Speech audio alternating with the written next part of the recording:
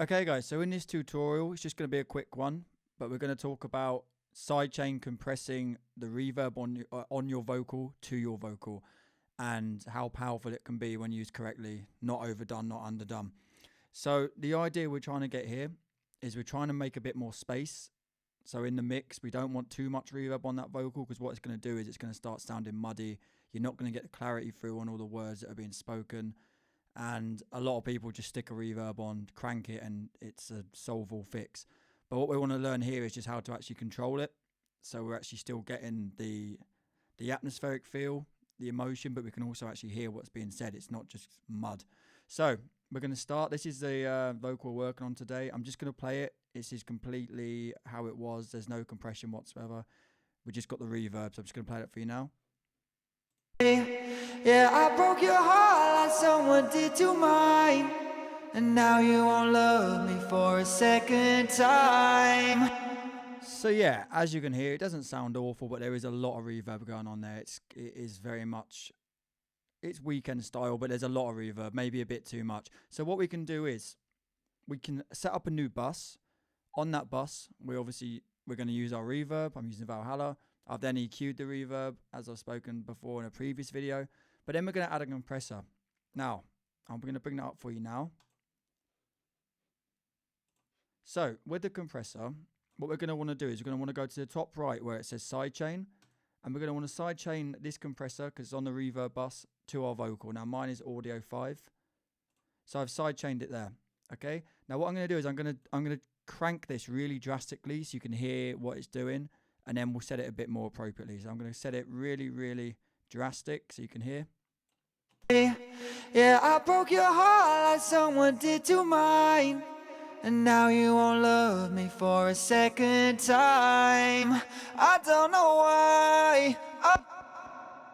So as you can hear, it's almost dry. Like there's not a lot of reverb going on. You can hear the tail, and that's what we're trying to achieve. We are trying to keep that feel. We are trying to get the tail. But you see how when the vocal stops, the compressor stops working and the reverb decides to come through. That's the effect we're going for. We would never do it this drastically. Well, you might do it this drastically, but I wouldn't personally. So we're going to set it now a bit more appropriately, and we'll see what kind of feel we get. Yeah, I broke your heart like someone did to mine, and now you won't love me for a second time. I don't know why I run away.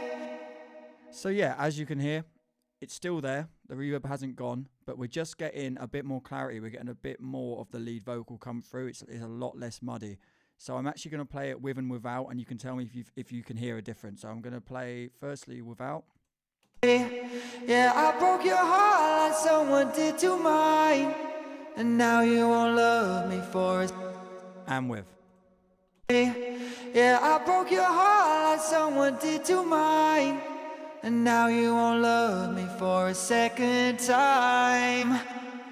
So it's very subtle, but to my ears, the lead vocal is coming through a lot better when we tame that reverb and compress it a bit more.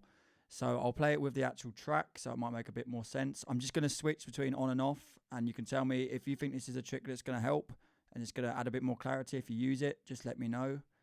And feel free to share with me what you're doing as well. Yeah, I broke your heart like someone did to mine, and now you won't love me for a second time. I don't know why I run away. Yeah, I broke your heart like someone did to mine, and now you won't love me for a second time. I don't know why I run away. So in my opinion, when I'm using the compressor and it's all side chained, it is massively taming the reverb. It's not getting rid of it completely. It's still there. It's still present. But the vocal just sounds a lot better. I can hear everything I'm saying a lot clearer. There's a lot more clarity overall. So guys, I hope this helped. You know, this is something I use on most vocal tracks. It just gives me so much more control. And it really separates amateurs from... Well, not amateurs, but it really separates. If you've got a really muddy mix and the vocal, I can guarantee you the reverb, if you've cranked it, is contributing to the mud. So guys, feel free to use this tip. Let me know how you get on. If it helps, it helps. If it doesn't, then we'll have to find something else. But guys, I hope you enjoyed this video. Feel free to leave comments. Feel free to let me know how you're getting on.